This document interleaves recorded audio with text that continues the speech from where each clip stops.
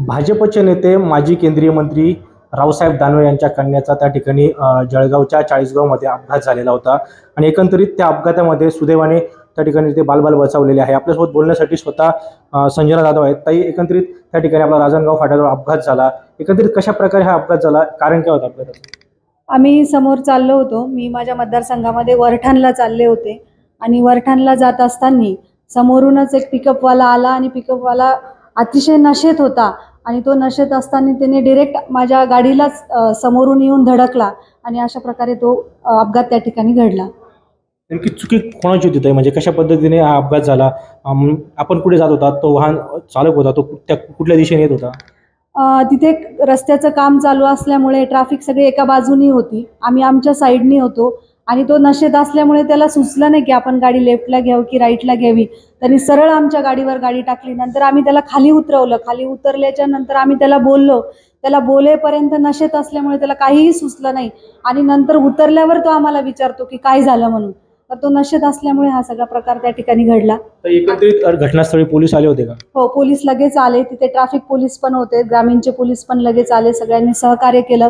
मंगेश दादांनाही माहिती झालं, आमदार मंगेश दादा त्यांनाही माहिती झालं, त्यांच्या सौभाग्यवतींना त्यांनी पाठवलं, ते मुंबईत असल्यामुळे, आणि त्यांची मला खूप मदत झाली त्या ठिकाणी।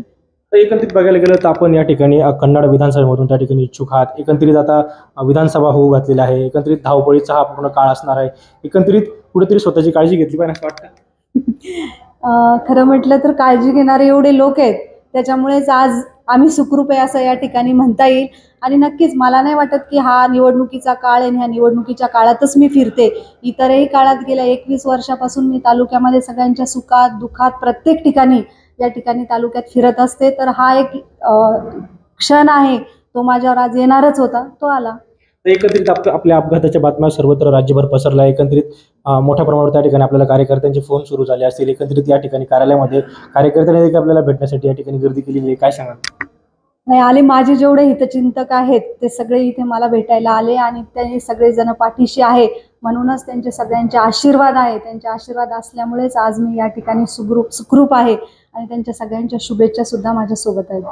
आपण बघू शकतो की माझे जे शुभचिंतक आहेत ते माझ्या पाठीशी आहेत, त्यांच्या शुभेच्छा माझ्या पाठीशी आहेत, त्यामुळे या ठिकाणी मी सुखरूप आहे असं वक्तव्य या ठिकाणी संजना जाधव यांनी केलेलं आहे। कॅमेरामन रणधीर जाधवसह मी खेमचंद कुमार, छत्रपती संभाजीनगर।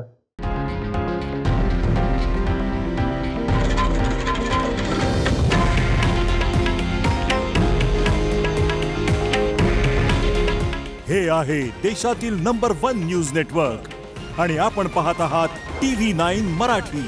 काळजी तुमची, हित महाराष्ट्राचं।